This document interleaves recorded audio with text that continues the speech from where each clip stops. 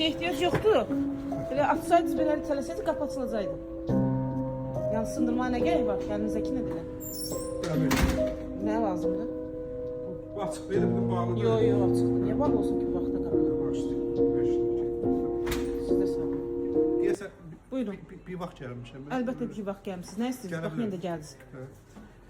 Nədir? Deyirlər sizə... Peki siz bir dəfəni elə evdə oturasınız, Play Marketdən Teymur Store'u yükləyəsiniz, evdən rahat zakaz verəsiniz, mallarımız sizə rahatca çatsın. Belə əziyyət çəkib hər dəfə başınızı soxub çıxmayasınız çölə. Orada da sifariş olur. Bəli, olur. O da yaxşı. Mən dedim, bir Qapı ilə vaxt sizin gəlmişəm. probleminiz var nədirsə. Qapı yaxşı. Oldu, sağ olun. Sağ olun.